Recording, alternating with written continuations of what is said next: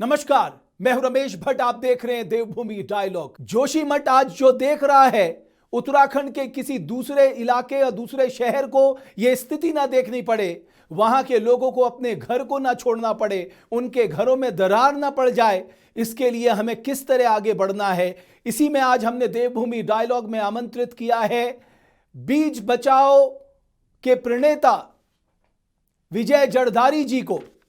विजय जरदारी जी टिहरी के जरदाड़ गांव से हमारे साथ जुड़ रहे हैं और हमारी हार्दिक इच्छा थी कि आप जैसे महापुरुष जो हैं वो देवभूमि डायलॉग के मंच पे आए और उनसे हम जानने का प्रयास करें कि पहाड़ों को हम कैसे बचा सकते हैं, अपने पहाड़ी लोगों के जीवन में किस तरह हम खुशी के दो पल ला सकते हैं। जरदारी जी, बहुत बहुत धन्यवाद देवभूमि डायलॉग से बात करने के लिए। जो आज जोशीमठ देख रहा है, आपको लगता है ये पूरी तरह से मानव निर्मित आपदा है, हम सब इसके लिए पूरी तरह से जिम्मेदार हैं और वो जिम्मेदारी हमें लेनी होगी? देवभूमि डायलॉग का मैं बहुत आभारी हूँ कि आपने मुझे आमंत्रित किया। असल में जो हम लोगों ने, हमारी सरकारों ने जो विकास का मॉडल विकसित किया, देखा जाए तो इस आपदा के लिए ये किसी दैवी आपदा कहना बहुत गलत होगा। ये पूरी तरह से मानवीय आपदा है। और हम लोग 1900 पहले तो चिपको आंदोलन में मेरा अनुभव है, और चिपको आंदोलन का एक नारा हेमल घाटी से निकला था, क्या है जंगल के उपकार, मिट्टी पानी और बयार, मिट्टी पानी और बयार, जिंदा रहने का आधार। तो इस नारे ने पर्यावरण चेतना का एक बहुत बड़ा मंत्र पूरी दुनिया को दिया, एक दर्शन दिया है। और चिपको आंदोलन की सफलता के बाद हम लोगों ने कई आंदोलन झेले हैं। एक तो ये जो खनन के खिलाफ, जो चूना पत्थर खनन के खिलाफ हम लोगों ने यहाँ हेमल घाटी में नागनी, खाड़ी, पटुड़ी और नाईकला, देहरादून का जो हिस्सा है, वहाँ काफी लड़ाई लड़ी। और लोगों का मानना ये था कि जब ब्लास्टिंग होती है तो पूरी धरती हिल जाती है और उसके दुष्परिणाम ये होते हैं कि पानी के स्रोत लापता हो जाते हैं। तो लोगों का अनुभव था और ये लड़ाई काफी सफल रही। लेकिन जहां तक ये जोशीमठ की बात है, जोशीमठ में क्या होने वाला है, जोशीमठ प्रकृति जो प्रकृति ने कुछ नहीं किया, प्रकृति ने जो किया हम लोगों ने किया, जो किया आज के विकास ने किया है। यदि वहां पर धरती के नीचे एक तरह से आज का विकास हो गया कि ऊपर भी कंपनियों का कब्जा, नीचे भी कितना कब्जा हो रहा है कुछ पता नहीं है। आसमान पर तो और भी कई तरह के कब्जे हो रहे हैं। लेकिन सबसे बड़ी चीज यह है कि धरती को हमने माता माना, और धरती इतना संवेदनशील है निश्चित तौर पर कि आप ये लगाइए कि अगर एक पटाखा हम फोड़ते हैं तो पटाखे की आवाज वहां से टकरा के, पहाड़ की धरती तो बिल्कुल अलग है, वहां से टकरा के फिर यहाँ आती है। और कभी कभी आसमान में जब ट्रेनिंग होती है एयरफोर्स के जहाज के द्वारा, एक बम फूटता है ऊपर, तो हमारे दरवाजों के खिड़की सारे दरवाजे हिलने लगते हैं। और ब्लास्टिंग से तो कहना ही क्या है। तो धरती को इतना निष्क्रिय नहीं मानना चाहिए कि धरती बिल्कुल अलग है और यहाँ हम जो कुछ करेंगे वो कुछ नहीं होगा। तो धरती इतनी संवेदनशील है कि पटाखे की आवाज से, या एक आसमान में भी जब बादल गरजते हैं उसकी आवाज से भी हमारे हम प्रभावित हो जाती है। तो आज जो विकास हो रहा है वो एक तरह से, हम जब वहां पर टिहरी बांध का जब विरोध हो रहा था तो मैं भी सुंदरलाल बहुगुणा जी और पूरे टिहरी बांध विरोधी आंदोलन में था।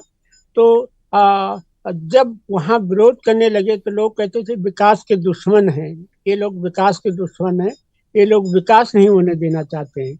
लेकिन एक चीज पक्की जो मैंने महसूस की है वो है कि न्यूटन का एक सिद्धांत है कि हम जब क्रिया पर प्रतिक्रिया होती है, हमने धरती को छेड़ा, एक बॉल जोर से जब हम आ, बिल्कुल, वो दीवार उसी पर फोर्स से वापस टकराते आती हैं, है। मारते हैं, तो जी, वो तो वो हमारे बॉल यहाँ हमारी उसको तरफ बोलते आती है, हैं सीधे हमें निशाना बनाती है। न्यूटन्स थर्ड तो लॉ ऑफ हमने मोशन। धरती को छेड़ा और धरती ने सीधे हम पर रेड़े रवाड़े बरसाने शुरू किए। सुंदरलाल बोगना यही बोलते थे कि आज हिमालय, जब उन्होंने गोमुख में देखा कि हिमालय पीछे की तरफ जा रहा है और वहां से इतना संवेदनशील है कि वहां से एक तरह का रेगिस्तान बनता जा रहा है, तो हमने तब नहीं सोचा। तो हमारा ये होना चाहिए था कि हम जितना छेड़छाड़ कर रहे हैं, वो क्रिया पर जो प्रतिक्रिया हो रही है, जितना हमने छेड़ा उससे चौगुना धरती ने छेड़ा। हमने सड़क बनाई, ऑल वेदर रोड का बड़ा जिक्र होता है। ऑल वेदर रोड ठीक है, ऑल वेदर तो कभी हो गई ही नहीं। ऑल वेदर हमारे भगवान भी जो हैं, ये कहते थे क्यों देर पहले भगवान का तो हम जो बद्रीनाथ भगवान जोशीमठ आ जाते हैं, गंगोत्री से ये डोली नीचे आ जाती है, तो क्यों आती थी? और हमारे पहाड़ के लोग कितने थे, जब डांडा जाते थे 2-3 महीने के लिए, डेरे बदलने के लिए, पशु पालने के लिए जाते थे, फिर वहां से वापस अपने गांव आ जाते थे। तो वहां भी धरती को आज इतना ज्यादा एक तरह से शोषण नहीं करते थे, धरती को आराम का मौका देते थे। लेकिन हम लोग धरती को आराम का मौका नहीं देते हैं, और धरती को अगर मौका दिया तो धरती अपने घाव खुद भर लेती है। धरती का तो एक सिद्धांत है, अगर हम कहीं जंगल में आग लगती है, कई बार लग जाती है आग, या लगाते हैं लोग, या वन विभाग ही लगाता है, तो क्या होता है? आग लगती है, उसके बाद धरती अपने अनुरूप वनस्पति, वृक्षारोपण तो हमारा कहीं सफल होता नहीं है, लेकिन धरती अपने अनुरूप पूरी वनस्पति जो है यहाँ ले आती है। आप हम कहते हैं कि गांव खाली हो रहे हैं जी, सब लोग कहते हैं गांव खाली हो रहे हैं, पलायन हो रहा है, लेकिन आप ये देखिए धरती का एक सिद्धांत है, धरती बंजर नहीं होती। हमारे खेत बंजर थोड़ी हुई है, हम कहते हैं कि हमारी खेती बाड़ी खेती बंजर हो रही है, लेकिन बंजर नहीं होती है। धरती अपने आप बंदोबस्त खुद करती है, वहां अपने आप ही कहीं काफल आ जाता है, कहीं हिंसर है, कहीं झिंझारू आ जाता है, मतलब पूरा का पूरा सिस्टम ठीक है, प्रकृति बिल्कुल। अपने अनुरूप ले लेती है। लेकिन लेकिन जरदारी साहब, मैं हम एक लोगों और ने आपसे बात जानना चाहता हूं, बड़ा विनम्र अनुरोध के साथ, कि जोशीमठ का सबक जी, क्या है हमारे लिए? हमने हमारे 2013 से लिए सबक नहीं लिया, हमें इतनी आपदाएं आ गई उनसे सबक नहीं लिया, हमने रैनी से सबक नहीं लिया, लेकिन क्या आपको लगता है कि जोशीमठ के चलते एक संकेत हमें दिया जा रहा है कि भाई चेत जाओ, संभल जाओ, अभी भी मौका है आपके पास? बिल्कुल आप सही कह रहे हैं कि जोशीमठ ने एक संदेश दे दिया है। उससे पहले रेणी ने संदेश दिया था, उससे पहले 1976 76-77 में तवा घाट ने दिया था हमें, पिथौरागढ़ में। बहुत से संकेत हैं, तो इस समय हमें समझने का मौका है कि जो हम धरती के नीचे, हम पहले कहते थे बड़े बांधों का विरोध करते थे, योजनाकारों होश में आओ, छोटे छोटे बांध बनाओ। लेकिन छोटे बांध बनाने का मतलब बिजली तो चाहिए हमें। आज ग्रीन ऊर्जा की बात करें, ऊर्जा जरूर चाहिए, लेकिन जो नदियां हैं, नदी का स्वरूप ऐसा होना चाहिए कि नदी को जिंदा बहना चाहिए और हाँ, उसकी अपने रास्ते अविरलता बहना बनी रहनी चाहिए। चाहिए। मतलब सुरंग आधारित जितनी पनविद्युत योजनाएं हमारे उत्तराखंड में हैं, जो सुरंगें बनाई जा रही हैं, ये बहुत ही खतरनाक होगा। और आप तो सब लोग जानते हैं, पूरा देश जानता है, वैज्ञानिक जानते हैं कि ये जोन 4 जोन 5 में है। भूकंप तो आते ही हैं 100-200 साल, बड़े भूकंप, 1803 का भूकंप, 1805 का, अब फिर 1991 का भूकंप हमने देखा, फिर उसके बाद 99 का देखा। तो भूकंप आने ही आने हैं, भूकंपों को हम नहीं रोक सकते हैं, और भूकंपों से भी कोई नहीं मरता है। हम मरते हैं तो अपने स्ट्रक्चर से मरते हैं जो इंसान बनाता है। और अब जिस ढंग से धरती के, अब तो पहले तो भवन टूटते थे ना इतिहास में, वो भवन टूटा, गांव गांव का घर टूटे, सारा हुआ। अब तो धरती ही टूटेगी, जिस धरती ने हमें जन्म दिया वो धरती टूटने जा रही है। तो ये बहुत बड़ा, हम एक तरह से बहुत बड़ा खतरा मोल ले रहे हैं। एक तरह से लोग कहते हैं हम बारूद पर बैठे हुए हैं। जैसे अब देखिए, सारे ऋतुएं अपने समय पे नहीं आ रही हैं। 6 ऋतुएं होती थी, कोई नहीं आता है। और बादल कभी फटने की घटनाएं आज से 40 साल पहले कहीं होती नहीं थी, इक्का दुक्का होती थी कहीं अगर हुई भी। लेकिन अब तो बादल बम बन के भी हम पर हिमालय पे बरस रहे हैं। हम अच्छा जंगल पाल रहे हैं। हम कहते हैं हमने तो हरियाली पैदा कर दी। पहले 60-65% जंगल होते थे, अब 71% जंगल हो रहे हैं। और जंगल अपने आप हो रहे हैं, हमारे लगाए हुए नहीं है। लेकिन ये पक्का है, प्रकृति ने एक बहुत बड़ा पूरा जो विस्फोट होगा, जगह जगह, एक जगह नहीं होगा, ये पूरे देश को लेके जाएगा, पूरा हम्म।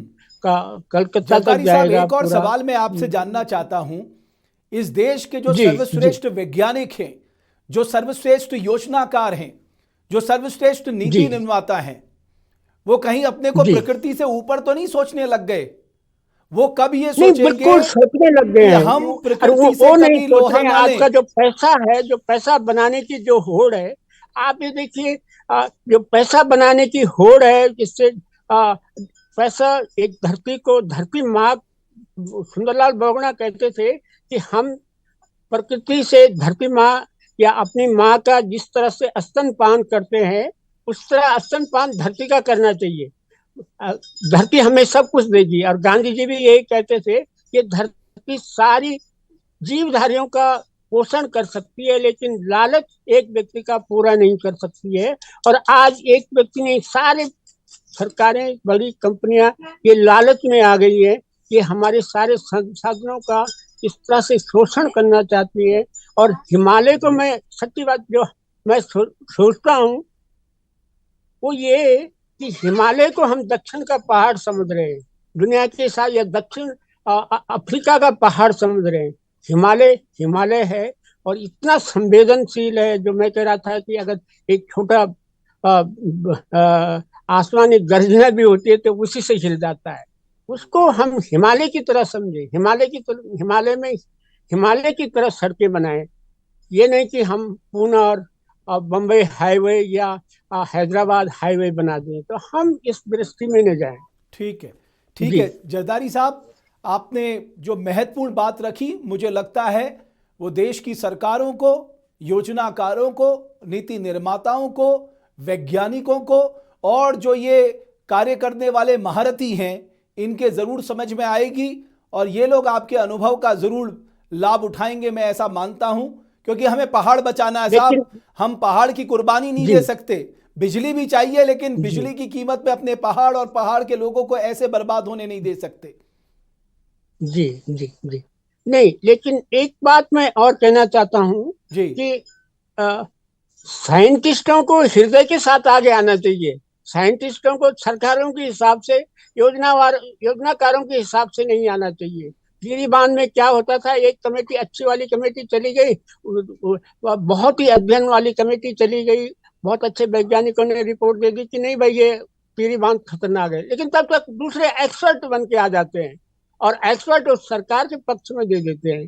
तो मेरा सोचना यह है कि साइंटिस्ट इस, वो प्रत्यक्षम के प्रमाणम कहते हैं ना, हम लोग कहते हैं, जी वो तो प्रमाण दे रहा है। साइंटिस्ट क्या, एक गांव का किसान भी एक साइंटिस्ट है, वहां जो रहने वाले हैं वो भी एक साइंटिस्ट है। उनसे पूछिए ना आप, एकदम एक्सपर्ट, वहां के जो असली एक्सपर्ट हैं, वहां के भेड़ पालक हैं, वहां रहने वाले लोग हैं, वो जानते हैं कि एक्सपर्ट का मतलब सिर्फ डिग्रीधारी वैज्ञानिक नहीं। उन लोगों को भी इसमें शामिल किया जाना चाहिए जो वहाँ के गांव के एक्सपर्ट हैं, गांव के बुजुर्ग हैं, 90 साल के क्यों ना, कैसे देखा है उन्होंने और वो क्या महसूस करते हैं, वो भी एक्सपर्ट हैं।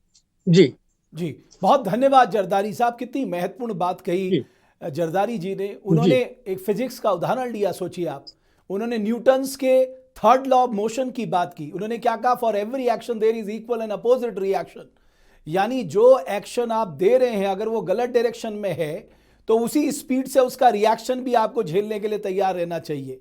और जोशीमठ में मैं कहूंगा जो हो रहा है वो हम सबके सामने है। लिहाजा जोशीमठ से सबक लेकर हमें आगे की तैयारी ऐसी करनी होगी कि कोई और शहर हमारा जोशीमठ ना बन पाए। धन्यवाद जरदारी साहब, धन्यवाद आप सभी दर्शकों का धन्यवाद। हमारी इस खास पेशकश को देखने के लिए। बहुत बहुत आभार।